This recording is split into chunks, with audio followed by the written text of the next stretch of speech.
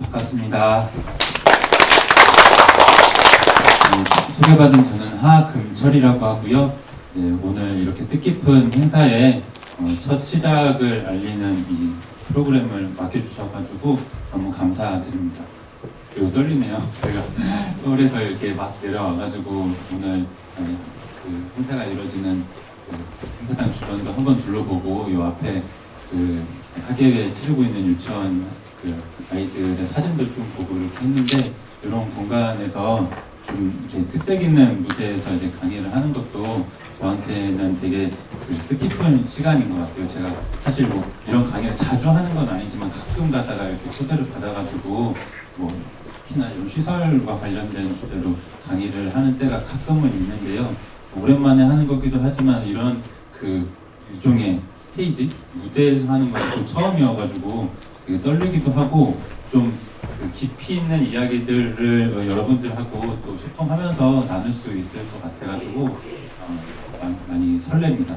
근데 사실 이게 좀 제가 오늘 분위기가 어떨지 가늠이 잘 안 돼가지고 어떤 식으로 준비를 해야 될지 좀 이렇게 약간 고민이 많이 들었어요. 그냥 일반적인 뭐 이제 세미나장이나 강의실에서 이루어지는 거면은 그냥 뭐 이렇게 공부하듯이 이렇게 쭉 말씀드리고 이야기 나누다가 이제 끝내면 되는데, 좀 이거 끝나고 이제 피해자분들이 직접 진행하시는 퍼포먼스도 하신다고 하고, 이런 분위기에서 나는 어떻게 이렇게 뭐 웃어야 되는지 울어야 되는지 같이 좀 이렇게 막 그냥 지식을 전달하면 되는 건지 아니면은 같이 울고 웃고 이런 식으로 진행을 해야 될지 모르겠다는 좀 고민이 있었는데, 마침 또 시작할 때 뭐 저는 전혀 몰랐는데 이제 그 진행하시는 분이 그 이제 피해자분의 가족분이라고 하시고, 이분도 듣고 또 이제 피해 당사자분들도 지금 많이 계시잖아요.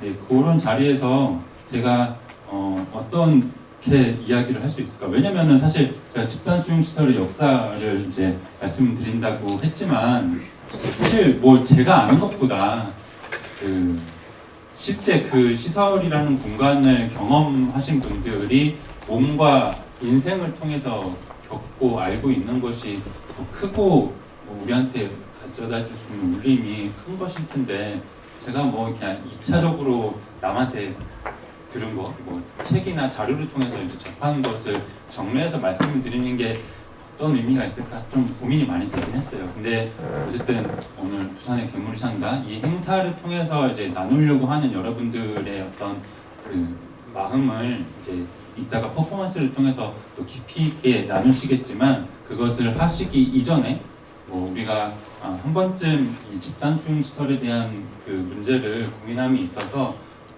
좀 장기적으로 이 문제를 고민할 때 우리가 이제 생각해봐야 될 점이 무엇인지를 제가 한 번쯤은 이야기를 드리는 것도 나쁘지는 않겠다, 이런 생각이 들었습니다. 그것은 뭐냐면요. 근데 제 소개를 안 드렸네요. 사실 저는 지난달 말까지 진실화해위원회라고 하는 기관에서 일을 하다가 지금은 그 기관이 종료가 되어가지고 건강한 민주시민으로 살려고 준비를 하고 있는 그런 사람입니다. 여러분, 근데 진실화해위원회가 어떤 기관인지는 다들 아시나요? 뭐 이제 그 영화수 피해자분들은 잘 아시겠지만, 여기서 참여하신 분들은 잘 모르실 수도 있을 것 같아서 간단하게 설명을 드리면, 진실화해위원회는 그 과거 국가 공권력에 의해서 일어났던 인권침해 사건들을 국가에서 공식적으로 조사하기 위해서 만들어진 기관입니다. 근데 뭐 집단 수용시설도 형제복지원이나 이런 영화수, 특히 형제복지원 같은 경우는 뭐 10여 년 전부터 많은 피해자분들이 이 피해의 실태를 이제 폭로하는 활동들을 하셔가지고 언론이나 시민단체를 통해서 이제 여러 가지 조사가 이루어지긴 했지만은 공식적인 국가 차원의 공식적인 조사는 아니었잖아요. 그래서 진실화위원회라고 하는 특수한 기관을 만들어서 이런 형제복지원을 비롯한 여러 국가 공권력에 의해서 일어났던 인권 침해를 다시금 한번 조사를 하고 국가와 우리 사회가 어떤 조치를 해야 되는지에 대해서 논의하기 위해서 만든 기관이라고 알아주시면 될 것 같습니다. 거기서 제가 이제 조사관으로 일을 했었는데요. 그 경험을 바탕으로 해서 오늘 이야기를 좀 드리고자 합니다.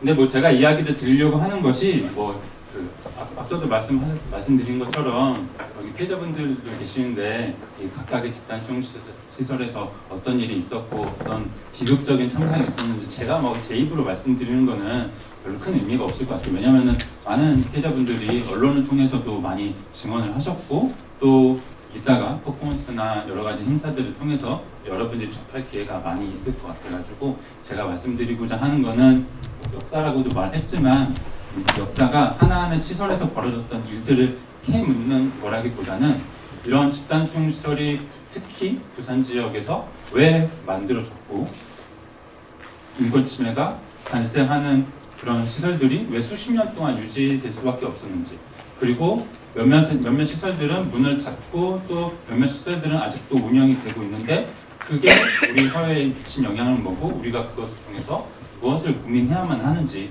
이것에 대해서 좀 말씀을 드리고자 합니다. 그냥 들어가는 소개로 말씀을 드리면은 부산의 이제 집단 수용 시설들은 많이 알려진 곳들이 여러분들도 아시는 것처럼 영화숲 재생원, 그리고 형제복지원, 그리고 최근에 이제 적성원 피해자분들까지 이렇게 등장을 하면서 언론을 통해서 그리고 여러 가지 매스컴을 통해서 알려지고 있는 것 같습니다. 그래서 부산이 집단 수용 시설의 도시인 것처럼 이렇게 많이 알려지기도 해서 논란이 되고 있는데요. 이것에 대해서 진실화위원회가 중대한 인권 침해가 있었던 거다. 국가 공권력에 의한 중대한 인권 침해가 있었다라고 하는 결정들을 내렸습니다. 그 결정이라고 하는 거는 국가가 이제 더 이상 여기에 대해서 논란을 할 필요가 없다. 여기서 일어난 일은 중대한 국가 공권력에 의해서 일어난 중대한 인권 침해다라는 결정이고 그 이후에 국가에서 배상 조치나 여러 가지 조치들이 있어야 된다라고 하는 그런 결정입니다. 그것을 발표하는 자리의 사진들인데요. 옆에 왼쪽에 있는 사진은 형제복지원과 관련된 조사 결과를 발표할 때의 모습이고 오른쪽은 부산에서 많은 피해자분들 부산시청에서 이렇게 발표하실 영화적 부산과 관련된 조사 결과를 발표할 때의 모습인데요. 그냥 추억 속에 잠깐 빠져보기 위해서 사진을 한번 좀 이야기를 해봤고요. 이제 좀 본격적으로 이야기를 좀 드릴게요. 부산 지역에서 왜 특히 여기 있는 게 낫겠죠? 의자를 빼드릴까요? 아니요, 이게 나아요. 혹시 카메라 잡히는데 좀 별로 안 좋나요? 네, 의자에 앉아 계신 게 더 잘 예쁘게 나옵니다. 수화동 선생님 가리실까봐 이상해. 네. 제가 저는 사실 그냥 이게 뭐 테이블 같은 게 있는 게 좋아가지고 그냥 좀 자연스럽게 그냥 앞서 그 이제 영화숲 재생원, 그리고 형제복지원, 덕성원까지 많은 집단 수용 시설들이 부산에 존재했다는 것이 이제 피해자분들의 활동을 통해서 알려지고 이렇게 심각하게 드러나는데 대체 왜 부산에는 이런 시설들이 많이 있었던 걸까? 이거를 이 이야기부터 좀 거슬러 올라가 보도록 하겠습니다. 그냥 편하게 옛날 이야기 듣는다고 생각하시고 다들 아시는 얘기일 수도 있지만은 거슬러 올라가 보도록 하겠습니다. 사실 우리 사회에 많은 변화가 있었던 중요한 사건들이 있지만은 한국 전쟁만큼 큰 파급을 줬던 사건도 없겠죠. 한국 전쟁 이후에 부산은 특히나 많은 피난민들이 몰려오고 전시 수도가 되면서 여러 가지 변화들을 겪게 되었습니다.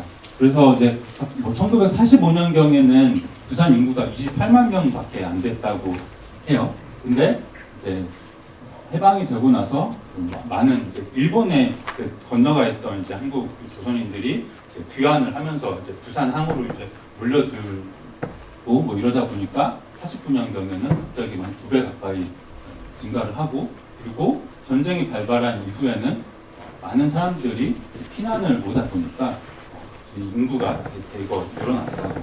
근데 사실 피난을 온다는 거는 자기 집을 버리고 집을 잃은 상태로 떠도는 상태로 오는 거잖아요. 그런 사람들이 많이 부산에 몰렸다는 거는 그만큼 사회가 혼란하고 집도 절도 없이 이렇게 떠도는 사람들이 많이 생길 수밖에 없는 상황이겠죠. 그런 사람들이 부상을 당한 군인일 수도 있고 경찰일 수도 있고 또 이제 가족 중에 이제 가장인 사람이 군대에 끌려가서 돌아오지 못해서 미망인이 되신 분들 그리고 불안함 이런 사람들이 워낙 증가를 하다 보니까 부산은 많은 혼란 속에 빠졌던 것 같습니다. 그런데 그런 상황을 사실 부산시가 됐든 이제 부산은 또 전시 수도이니까 정부에서도 많이 달갑지는 않았겠죠.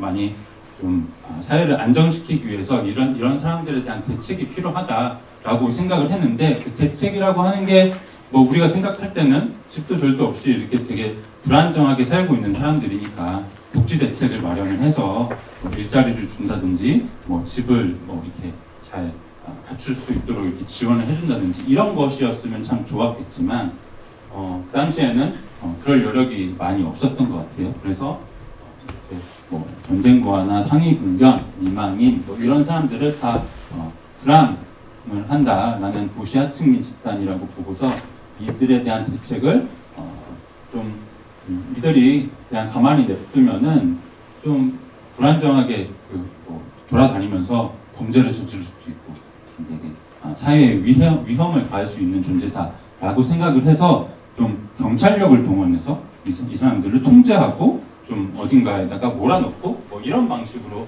많이 생각을 했던 것 같습니다. 그러다 보니까 그에 대한 대책들이 몇 가지 좀 50년 한국전쟁 직후에 좀 나오게 되는데요. 혹시 왼쪽에 이 사진이 어떤 건지 아세요? 조금 잘려있긴 한데 이거는 어느 병원의 사진입니다. 이거는 사실 일제강점기 때 사용됐던 건데 사실 약간 침대 같기도 하고 뭔가 수술대 같이 생겼잖아요. 시신을 해부하던 그런 수술대인데 이거는 소록도라고 아시죠?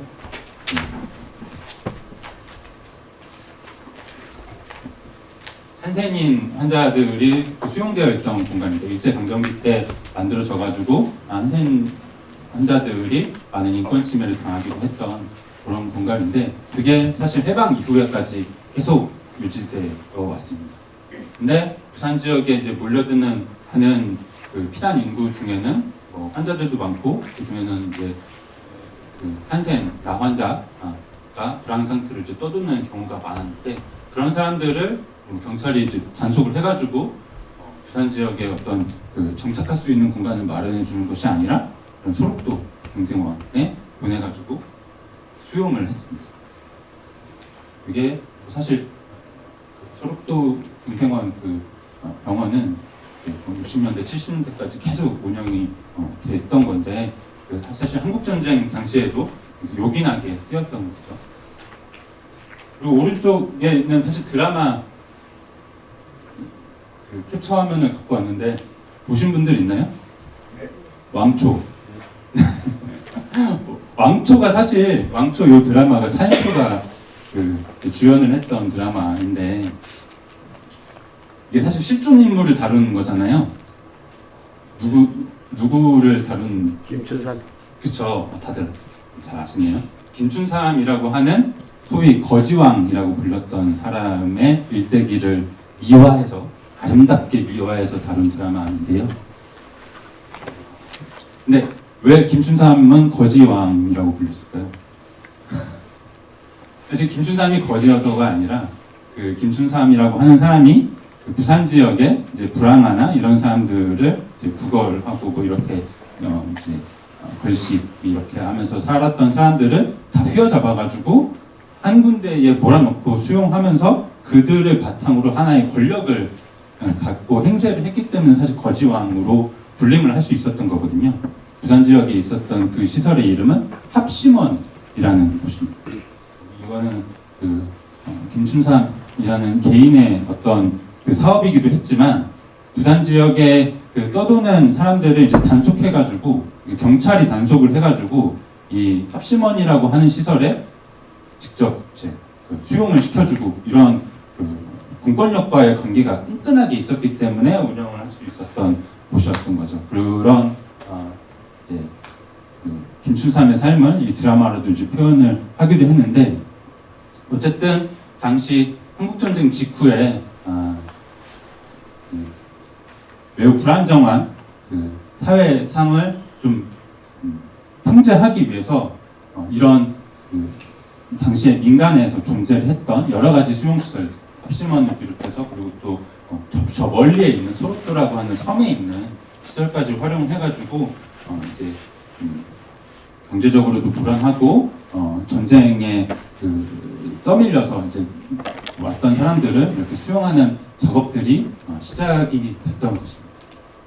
그런데 사실 뭐 방금 그 합심원이라는 시설도 얘기하고 이제 한센병 나 환자들을 수용하는 것들에 대해서 얘기했지만 한국전쟁 직후에 가장 많았던 그 시설은 아동 시설이었습니다. 아동 시설이 그리고 돈이 잘 벌렸어요. 그 시설을 운영하는 사람들 입장에서. 왜 그랬을까요? 다른 여러 시설, 당시에 모자 시설도 있고 나환자 시설도 있고 또 뭐 많지는 않았지만 정신질환자 시설도 있고 했는데 아동 시설이 시설을 운영하는 사람 입장에서는 가장 돈도 잘 되고 운영하기 좋았던 곳입니다. 왜 그랬을까요? 당시에는 사실 정부가 안정적으로 운영이 되지 않았잖아요. 뭐 전쟁통에 뭐 이렇게 그 안정적인 행정 시스템도 없고 이런 상황에서 그 복지와 관련돼서 돈을 대주는 그 물주는 누구였나요? 정부가 이렇게 불안정한 상황에서 한국전쟁 직후에. 네? 군부대? 어떤 군부대? 한국군? 미군. 그쵸. 미군이죠. 그리고 미군하고 미군을 따라서 들어온 기독교 원조단체들, 해외 원조기관들이 당시에는 사실상 보사부보다 돈이 더 많았어요. 당시에 보건사회부보다 더 그 돈을 잘 대주던 곳이 미군하고 기독교 원조단체들인데 그들 입장에서는 어쨌든 그 미국을 비롯한 해외의 후원자들한테 돈을 끌어와야 이 사업을 할 수 있는데 그냥 성인들이 좀 힘들게 살고 있다. 이걸로는 사실 사업이 안 되거든요. 왜냐면은 성인들은 아무리 힘들어도 자기가 나가서 일을 해가지고 알아서 먹고 살아야지 라고 하는 인식이 있는데 아동들은 불쌍하잖아요. 이 사람들 인식하기에 아동들이 부모도 잃고 이제 전쟁통에 부모도 잃고 혼자 떠돌면서 어디 깡통 들고 막 이렇게 막 그거라도 다닌다 이런 모습이 서양 사람들 보기에 너무나 딱하게 보일 수 있는 거죠. 그래서 미국의 그 후원자들한테 나가는 여러 잡지나 소식지에 항상 이런 아동들의 사진들이 열심히 찍혔습니다. 그 전쟁 고아들의 사진을 찍는 것이 미군 부대의 중요한 역할 중에 하나였고요. 그렇게 해서 일종의 국제적인 그 모금 활동을 통해 가지고 들어온 돈들이 부산 지역을 통해서 대거 자금이 형성이 되고 그게 외국 원조 단체들을 통해서 고아원에 투입이 됐습니다. 그래서 한국의 고아원을 운영하는 사람들은 이 돈을 가지고 여러 가지 사업들을 하는데 일종의 그냥 구호 단체들을 통해서 들어오는 돈이니까 고아 원장들이 느끼기에는 이거는 사실 좀 꽁돈 같죠.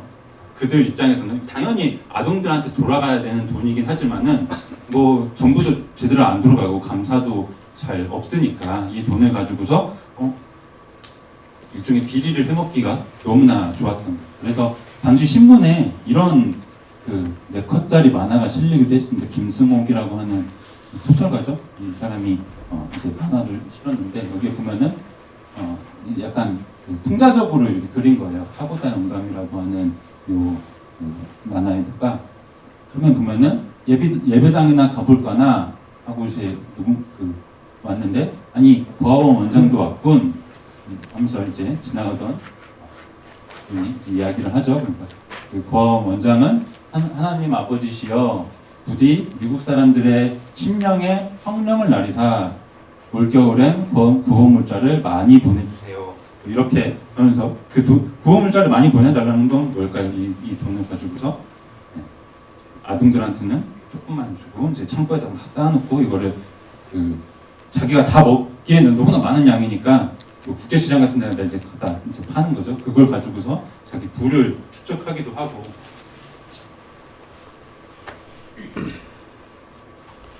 이랬던 건데 이런 것들이 어쨌든 당시에는 한 지역의 큰 사회 문제가 되었습니다. 그러다 이제 1960년대로 넘어가게 됩니다. 1950년 한국정책 지표 50년대랑은 다르게 60년대에는 박정희가 군사 쿠데타를 통해서 사회를 국가를 장악하게 되잖아요. 그러면서 내걸었던 게 많이 들어보셨어요? 사회정화라는 말을 이때부터 내걸었어요. 사회정화라고 하는 거는 여러 가지 사회적으로 비리나 뭐 안 좋은 것들을 이제 깨끗하게 하자 이런 뜻을 가지고 있지만은 사실은 앞서 말씀드렸던 불황화나 이제 거리를 떠도는 사람들을 다 청소를 해가지고 아름다운 거리를 만들고 도시를 정비하자 이런 의미를 많이 담고 있습니다. 이거를 정부에서 힘있게 밀어붙였는데 여기 왼쪽에 좀 잘리긴 했는데 그 당시에 63년부터 그 부산시장이 김현옥이라고 하는 사람입니다. 나중에 이제 서울시장도 되시는 분인데 서울에 이제 세운상가나 뭐 이런 굵직굵직한 도시개발을 주도했던 분입니다. 근데 부산시장일 때도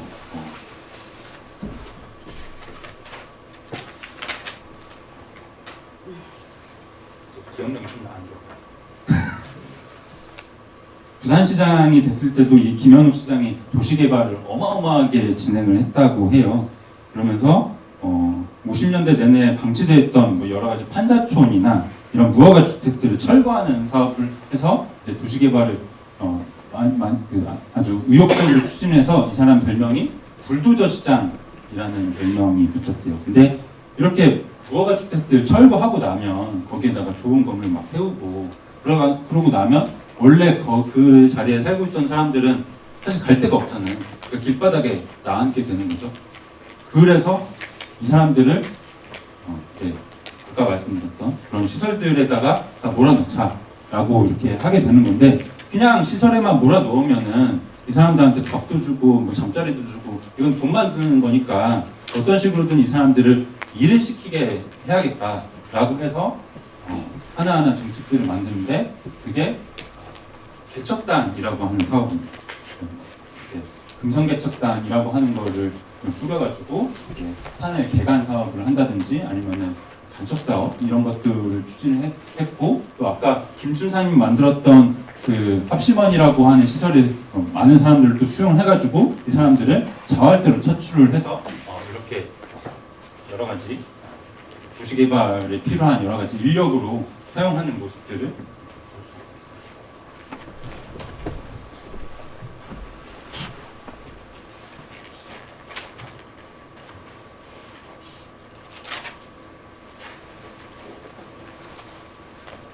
이런 식으로 이제 도시개발을 해가지고 철거민들을 또 몰아내고 이 사람들이 시설을 수용하다 보니까 앞서는 이제 50년대에는 아동시설이 주였다고 했잖아요. 근데 이제 그렇게 뭐 도시 전체를 이제 갈아엎다 보면은 아동뿐만 아니라 성인들도 많이 수용할 필요가 생겼던 거죠. 그래서 이제 부산시에서는 새롭게 성인들까지 같이 수용할 수 있는 시설을 새로 건설을 하게 됩니다. 그래서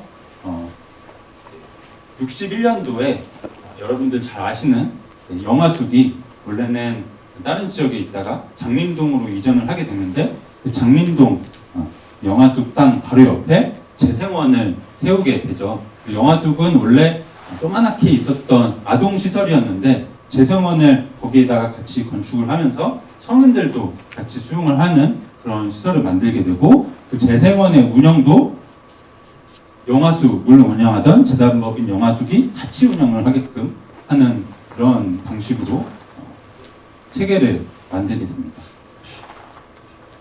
원래 사실 영화숙은 약간 좀 자세한 이야기로 들어가면은 51년도에 한국 전쟁이 한창이던 시점에 조봉기라는 사람이 서대 신동에 이제 만들었다고 해요. 뭐 조봉기라는 사람은 인적 사항도 전혀 알려져 있지 않은 채로 그냥 이 사람은 부산에 잠깐 있다가 서울로 그냥 떠났는데 그 이후에 여러 사람들이 좀 거쳐서 영화숙을 조금 운영을 하다가 61년도에 여러분들이 아시는 장림동으로 이전을 했고 이 당시에 그 운영진들이 대거 교체가 됩니다. 그러면서 경남도 공무원, 도의원, 성무소 직원, 경찰 이런 지역 유지들로 운영진이 쫙 그 교체가 됐고 이때 원장으로 들어왔던 이순영이라고 하는 사람은 사실 육군 중위 군인 출신이었던 거죠. 그렇게 지역 사회에서 소위 말해서 정기전 낀다고 하는 사람들이 영화숙의 운영권을 장악을 하고 그런 토대 위에서 부산시랑 막 소통을 하는 과정 속에서 재생원이 추가로 만들어지고 자연스럽게 성인들을 수용하는 재생원의 그 운영권도 그 영화숙이 부산시로부터 이전을 받게 되는 이런 상황이 벌어지게 된 겁니다. 그러면서 이제 영화숙은 원래 한 100명도 안 되는 한 30명 정도를 수용하는 작은 시설이었다가 이 장림동으로 이전을 하게 되면서 400명 이상을 수용할 수 있는 대규모 시설로 이제 성장을 하게 됐습니다.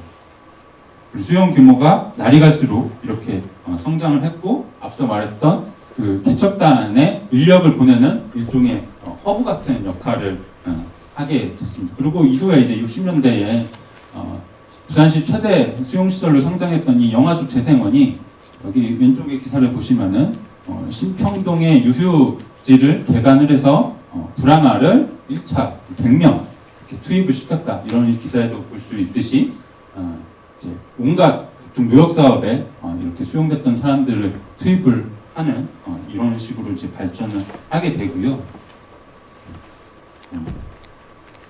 그리고 이제 이런 방식으로 운영이 됐던 영화숙을 이제 정식으로 이제 부산시의 공식 파트너로 만들어야겠다라고 해서 이제 부산시는 당시에 부산시 재생원 조례라고 하는 것을 만듭니다. 이게 그냥 민간의 이제 재단법인 영화숙이 알아서 운영하는 것이 아니라 우리가 그 부산시가 만든 정식의 조례를 통해서 우리의 위탁 사업을 하는 곳이야라고 하는 정식 계약을 맺는 거죠. 그래서 68년부터 아예 부산시의 그 불황인 단속 사업을 완전하게 흡수하는 그런 시설로 재생원이 부산 영화숙 재생원이 자리를 잡게 되는 것입니다.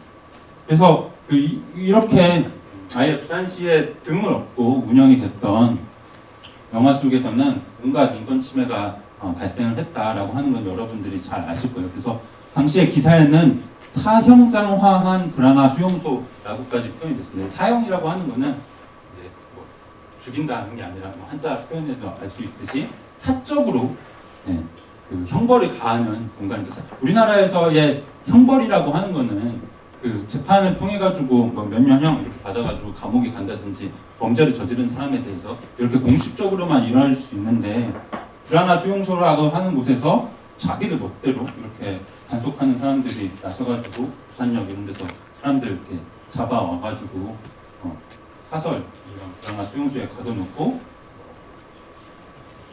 그래가지고 구타, 가혹행위 이런 것들을 하면서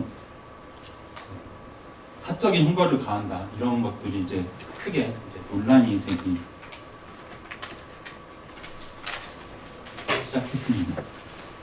거기다가 이제 아까 뭐 보아원 시설들에서 많이 50년대에 많이 문제가 됐던 것처럼 그 이제 구호물자들을 횡령하고 이런 문제들 당연히 영화 속에서도 있었죠. 이제 그런 문제들이 조금씩 지역 언론에서 이제 알려지게 되면서 영화 속이 지역 사회에서 큰 문제거리, 골칫거리로 떠오르게 되었습니다. 5시라는 걸 보고 제가 1시간이 지났는데 30분 지난 거죠? 깜짝 놀라버렸네. 사실 지금부터가 제가 드리고 싶은 말씀의 핵심 이야기를 좀 하고 싶은 건데요. 우리가 고민해야 될 지점들을 이제 좀 이야기를 해보려고 합니다. 지금까지 말씀드린 부분은 아마 여러분들도 그 건너 많은 사람들하고 이야기를 하시면서 들어보셨을 법한 이야기일 것 같아요. 근데 이제 영화숙이 문을 닫고 그 이후에 수십 년간 영화숙과 비슷한 시설들, 황제북전이라든지 국성원이라든지 이런 시설들이 계속해서 운영이 됐잖아요. 그런 문제들이 왜 해결되지 않은 채로 계속 유지가 될 수밖에 없었을까? 이것을 한번 고민하기 위해서 이야기를 좀 드리고자 합니다. 피해자분들은 잘 아실 거예요. 영화숙은 영화숙의 강력한 경쟁자인 마리아 수녀회라고 하는 단체가 등장을 하면서 위기를 맞이하게 되었습니다. 그 마리아 수녀회라고 하는 그 종교 단체가 영화숙에서 벌어지고 있는 문제 너무나 심각하다. 이거 부산 시민들이 가만히 놔둬서는 안 된다라고 하는 좀 일종의 시민운동을 펼치면서 이제 영화숙을 지역사회에서 코너로 몰게 됐던 거죠. 그것 때문에 영화숙이 문을 닫고 이순영 원장은 잠깐 이제 구속도 되고 여러 가지 위기를 겪다가 결국엔 문을 닫게 됐는데 대체 이제 마리아 수녀회는 왜 이런 행동까지 감행을 했던 건지 그거를 조금 살펴보려고 합니다. 사실 마리아 수녀회라고 하는 단체는 그 미국인 신부님이 만든 겁니다. 알로이시오라고 하는 신부님이 이제 수녀분들을 이제 조직을 해서 한국 전쟁을 겪고 많은 위기를 겪고 있는 한국 사회에서 복지 사업을 좀 제대로 해보자라고 하면서 64년도에 왼쪽에 보시는 송도 가정이라고 하는 그 시설을 만들면서 시작을 하셨습니다. 이 송도 가정은 진짜 소규모 가정집 같은 곳이에요. 보시면은 그냥 집처럼 생겼잖아요. 이런 집에 한 6, 7명 정도의 아동들을 데리고 여기 수녀님 한 분이 엄마 역할을 하면서 일종의 가정을 이루면서 살자라고 하는 식으로 시작됐던 것입니다. 지금으로 따지면은 뭐 사회복지계에서 일하고 계신 분들은 많이 접하셨을 단어인 그룹홈을 생각하시면 됩니다. 그룹홈의 모델을 처음에 이렇게 추진을 했던 겁니다. 그러다가 아동만 가지고 이제 해서는 안 되겠다. 부산에 좀 복지를 원하는 더 많은 사람들이 있다라고 하면서 정림동은 영화수가 같은 동네죠. 정림동에 행려환자 보호소라고 하는 거예요. 행려환자라는 거는 굳이 따지자면 불황하는 아동이고 행려환자는 성인 불황인을 대상으로 한 시설을 만든 겁니다. 그러니까 시설 범위를 이제 확장을 하게 된 거죠.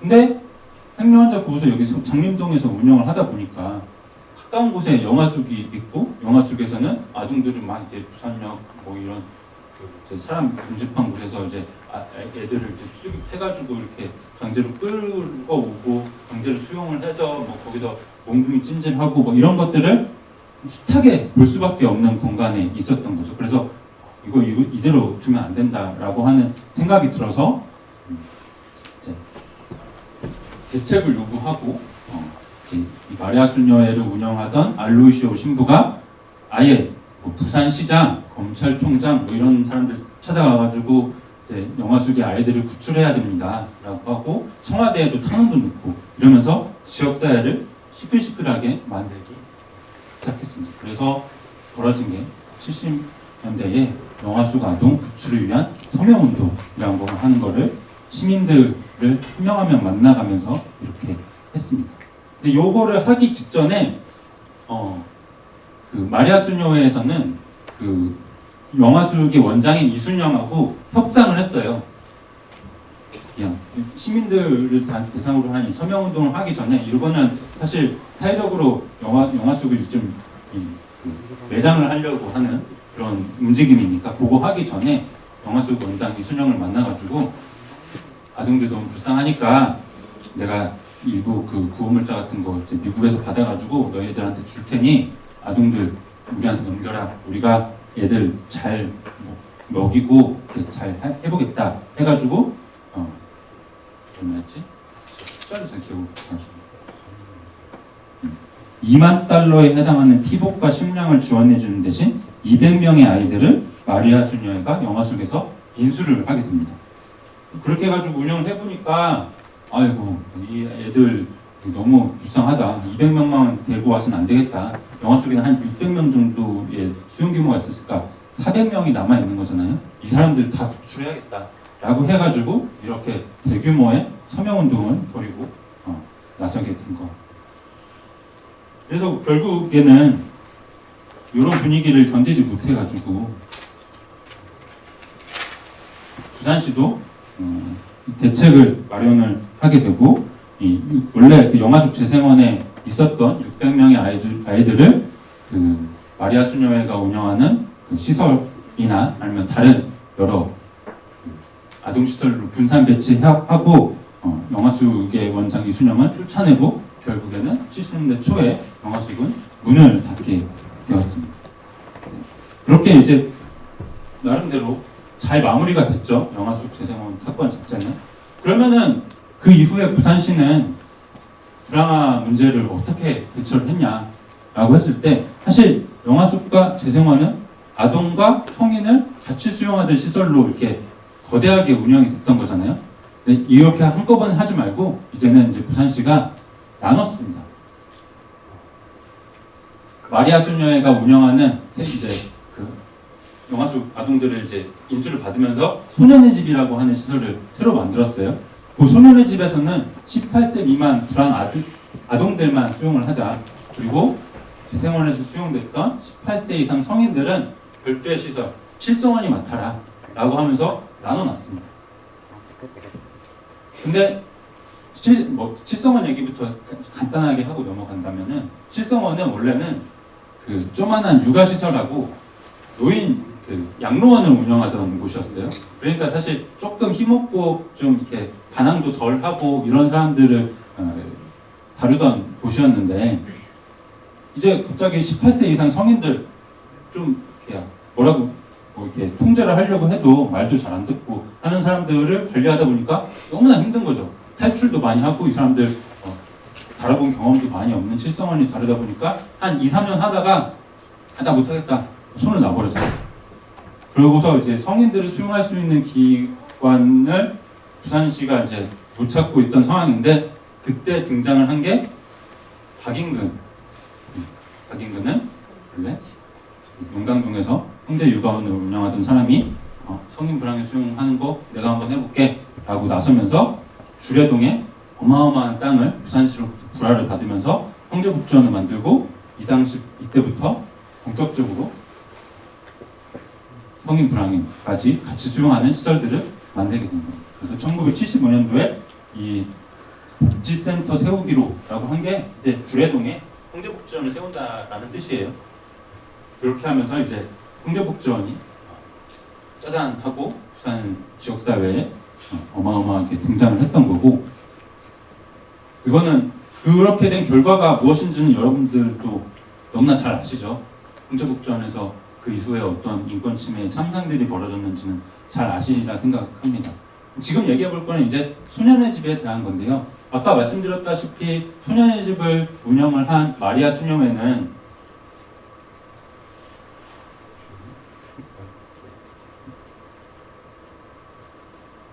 송도 가정이라고 하는 아주 아담한 집을 만들어 놓고 아동들을 예쁘게 수용을 해가지고 교육도 잘 시키고 먹을 거 입힐 거 잘 해주는 그런 것을 해보겠다라고 시작된 곳이었어요. 근데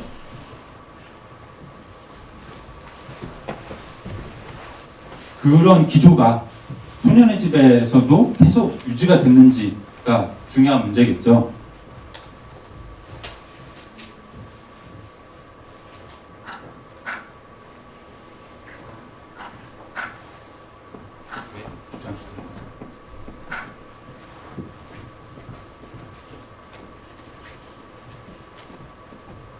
그걸 살펴봤을 때, 자 이제 소년의 집은 1970년에 영화숙으로부터 인수한 아동 이제 300명으로 이제 부산 소년의 집 사업을 시작을 했습니다. 근데 한번 시작을 하다 보니까 이게 아동들이 끊임없이 들어오는 거예요. 그 전에 이제 부산시는 그 불황아 이제 그 아동 시설을 운영을 할 때 아동들을 어떻게 데려오냐 하면 했을 때 그냥 뭐 이제 부모가 키우고 있던 애들을 이제 부모님이 이제 포기를 해서 그냥 우리에 맡겨주십시오 이런 식으로 해서 아동들을 받지 않았잖아요. 거리로 나와가지고 이제 좀 떠도는 애들 있으면은 다 두들겨 패가지고 영화 속에서 잡아오듯이 이렇게 했던 건데 부산시는 계속 그거를 해야 되는데 소년의집은 처음에는 그런 거 안 하겠다고 했어요. 그렇게 잡아오는 애들 우리는 안 받고 우리는 이렇게 단란하게 가정집처럼 이렇게 운영을 하겠다고 했는데 결국 이제 부산시가 계속 이제 요구를 하니까 그런 애들도 받을 수밖에 없었던 거죠. 그래서 갈수록 규모가 커집니다. 그리고 그러면서 소년의 집에 소년의 집이라고 하는 아동 시설만 두는 게 아니라 학교도 같이 세워요. 아시다시피 뭐 소년의 집 중학교 세우고 알로이시오 기계공고 세워가지고 거기에 축구부가 유명하다고 하더라고요. 저는 몰랐는데 김병지 골키퍼 김병지 있잖아요. 그 사람도 여기서 잠깐 축구도 했다고 뭐 그러던데 그럴 정도로 규모가 어마어마하게 커지게 됩니다. 그래서 처음에 송도 가정에서 6, 7명 정도의 조그만 가정집처럼 운영하면서 수녀님이 한 분이 그 엄마 역할을 하고 이런 모델이 더 이상 유지가 될 수가 없는 거예요. 너무나 사람이 많아지다 보니까. 그러니까 결국에는 3, 40명이 한 가정을 이루고 그 엄마 역할은 이제 수녀님이 하지만 사실 3, 40명의 가정을 이뤘을 때는 더 이상 그게 그냥 우리가 알고 있는 가정이라고 할 수는 없죠. 그때부터는 사실 영화숙과 다를 바 없는 집단 수용 시설이 될 수밖에 없는 그런 구조가 되어. 그리고 또 잘 아시는 것처럼 소년의 집은 서울로도 확장이 됐습니다. 근데 서울로 확장이 됐던 계기 중에 중요한 것이 잘렸는데 서울시립 아동보호소라고 하는 시설이 1960년대부터 서울시가 직접 운영을 하고 있었어요. 근데 70년대에 들어서면서 여기서도 좀 문제가 많아지고 서울시가 좀 이 시설을 운영하는 게 골치가 아프다라고 해가지고 이거 그냥 민간에다 맡기자라고 하는 논의가 시작이 됐습니다. 그래서 1973년도에 마리아 수녀회랑 또 이거를 좀 맡아달라라고 하는 논의가 시작됐습니다. 근데 이 당시에도 마리아 수녀회는 그래 우리 이거 맡을게 라고 했고 거기에는 조건이 있었어요. 서울시립 아동보호소는 여기 서울시립 아동보호소를 경험하신 분들도 조금 있으신 걸로 알고 있는데 몇 가지 큰 그 내부의 시설들이 나눠져 있는데 중요한 게 대기소라고 하는 곳이 있어요. 대기소는 서울시의 경찰이나 공무원들이 그 서울시립 아동상담소를 통해서 거리 단속을 통해 가지고 불황아를 단속해서 들어오면은 일단 대거 들어온 아이들을 대기시키는 공간, 대기소. 그러다가 이 애들을 집으로 돌려보내주는 경우도 있고 안 되겠다 싶으면은 장기적으로 서울시 아동보호소 같은 시설로 보내가지고 계속해서 살게 하기도 하고 이런 대기소의 기능이 불황아 단속에 있어서 매우 중요한 부분인데 이거를 마리아 수녀가 처음에는 그거 운영 우리가 안 할 거야. 그냥 애들이 잘 먹고 잘 키우게 하는 것만 우리가 할게. 송도 가정처럼 한다고 했어요. 그리고 73년도부터 위탁받아가지고 운영을 하기 시작했는데 바로 2년 뒤에 계약이 바뀌어버립니다. 결국에는 서울시가 그것까지 하라고 한 거예요. 대기소까지.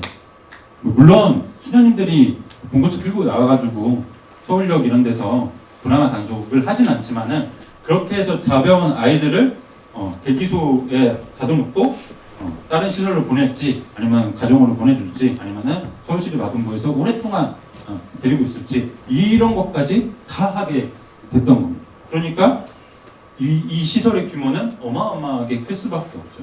사실 이 당시만 해도 서울시립 아동보호소의 수용 규모는 2,000명 정도 됐거든요. 그러니까 영화숙이 한 600명 됐잖아요. 근데 서울시립 아동보호소는 2,000명이에요. 2,000명을 수녀님들이 아무리 사랑과 정성으로 보살핀다고 해도 이게 아름답게 될 수가 없겠죠. 수녀님들의 마음이야 다 이해를 한다고 하더라도 이게 사실상 불가능한 상황이었습니다. 그런 식으로 해가지고 결국 수십 년 이제 70년대부터 지금까지 2010년경 이후까지 소년의 집이 계속해서 운영이 되어 왔습니다. 근데 사실 그 이후의 상황에 대해서는 우리가 언론을 통해서도 잘 안 드러나고 피해자들이 막 등장을 해가지고 이제 말을 안 하니까 잘 알려져 있지 않았죠. 근데 다행히도 저희 진실화위원회가 운영이 되는 과정에서 영화수 형제복지원뿐만 아니라 70년대 또는 80년대에 서울시립 아동보호소 소년의 집에서 이제 피해를 겪었다라고 하시는 분들도 등장을 하셔가지고 그런 것들에 대한 조사도 이루어지긴 했습니다. 근데 사실 그 피해자분들이 많지는 않아서 그게 얼마나 큰 피해인지 그리고 지금까지의 벌어지고 있는 이 시설의 문제와는 어떤 관련이 있는지가 잘 드러나지는 않았어요. 근데 지금 2025년이죠. 2022년에 그 PD수첩에서 이런 보도가 나온 적이 있어요. 나의 가족을 고발합니다 라고 하는 방송이 나갔는데 이건 뭐냐면은 소년의 집이 이후에 마리아 수녀회가 계속 운영을 하긴 했지만 이후에 이름을 몇 번 바꿨습니다. 그래서 지금은 꿈나무 마을이라고 하는 이름으로 운영이 되고 있고 지금은 그 마리아 수녀회가 운영하진 않고 다른 재단에서 운영을 하는데 2016년경에 이 마리아 수녀회가 운영하던 소년의 집에서 그 꿈나무 마을에서 인권 침해를 당했다라고 하는 지금 나이를 따져봐도 30살이 안 됐을 거예요. 그 친구가 방송에 나와가지고 폭로를 한 방송이 나갔습니다. 여기 나오는 것처럼 왁스통을 쥐고 얼굴을 폭행했다, 왼쪽 팔을 꺾고 폭행했다. 이 폭행을 했다는 사람이 이 꿈나무 마을이라고 하는 아동시설에서 일하고 있는 생활재활교사입니다. 근데 저도 이 방송을 일부러 찾아서 봤는데 그 내용을 보면은 당연히 영화속 재생원이나 이제 그 형제복지원에서 벌어졌던 인권 침해를 보는 것도 너무나 끔찍하고 힘든 일이었지만 이거는 좀 장르가 많이 다르더라고요. 어떤 일이 있었냐면 이 꿈나무 마을에서는 투명인간이라고 하는 제도가 있다고 해요. 투명인간은 그야말로 시설 안에서 쟤를 투명인간 취급해 라고 하면서 말도 걸지 말고 밥도 안 주고 그냥 말 걸면 그 자리에서 바로 때리고 이런 일도 일어나고 밥을 먹다가 밥을 늦게 먹는다든지 아니면은 어떤 특정한 음식을 좀 꺼린다든지 이러면은 생활재활교사가 와서 식판을 엎어버리고 거기 쏟아진 음식들을 다 긁어 모아가지고 큰 소풀이 같은 데다 놓고 다 비벼버린대요. 개밥처럼 만들고 그거 먹으라고 하고 먹고 이게 안 맞는 음식을 억지로 먹다 보니까 그리고 다 소풀에 비빈 거를 먹다 보니까 힘들 거잖아요. 먹다가 토를 한단 말이에요. 토를 하면 그걸 또 다시 긁어 모아가지고 또 먹게 하고 이런 심각한 인권 침해. 그리고 좀 통제가 잘 안 된다라고 하는 애들은 아직 고등학교 1학년 이런 정도의 아이인데 근처에 있는 중심병원에 보낸다든지 아니면은 저기 서울에 있는 시설인데 그 경남 하동인가에 있는 수녀님들이 산골짜기에서 이렇게 수도를 하는 공간이 있어요. 거기에 같이 운영을 하는 농장에 보내가지고 강제노역을 시킨다든지 이런 문제가 계속해서 벌어진다고 합니다. 그래서 이 피해를 당했던 아동은 지금은 이제 성인이 됐죠. 20대의 성인이 된 이 친구가 이 당시의 트라우마를 잊지 못하고 결국에는 어떤 시민단체를 찾아가가지고 이 폭행을 했던 생활재활교사 3명을 고발을 하는 일까지 있었고 이 고발당했던 생활재활교사는 중에 일부는 이제 처벌을 받는 그런 흐름까지 나타났다고 합니다. 그럴 정도로 이 시설에서의 벌어진 문제가 아직도 해결되지 않은 채로 이어져 온다는 사실을 좀 주목하고 넘어가야 될 필요가 있을 것 같습니다. 우리가 많은 영화속 재생원뿐만 아니라 형제복지원 피해자분들도 87년도에 형제복지원이 문을 닫으면서 거기에 살고 있던 아동들을 소년의 집으로 많이 보냈잖아요. 소년의 집에 가보니 형제복전에 살던 거랑은 완전 딴판이더라. 여기는 천국과 다름이 없더라. 이렇게 말씀을 하시는 거를 많이 들었어요. 실제로도 그랬겠죠. 피해자분들이 몸으로 느끼신 겁니다.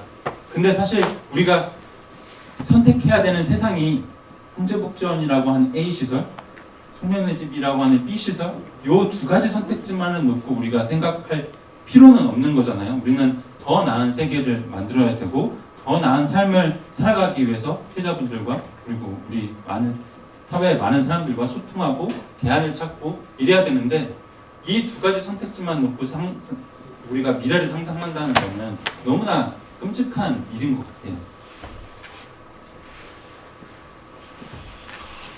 그래서 저는 지금까지 하는 형제복전 영화숙이냐 아니면은 소년의 집 같은 소위 말하는 좋은 시설로 여겨지는 곳을 선택할 거냐, 이런 제한된 선택지에 갇히지 말았으면 좋겠다라고 하는 생각이 듭니다. 그래서 지금까지와는 조금 다른 질문이 필요하다, 이런 말씀을 드리고 싶고요. 시간이 좀 이제 다 됐네요. 좀 맞춰야 될 것 같은데요.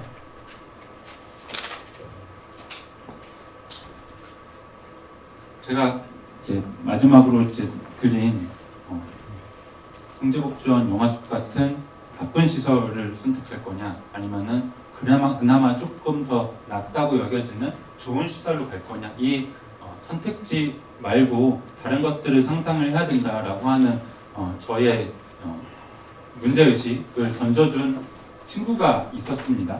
아마 여기 손석주 대표님은 잘 아실 거예요. 손석주 대표님하고 작년에 스위스에 같이 가가지고 우리나라의 집단 수용시설 문제는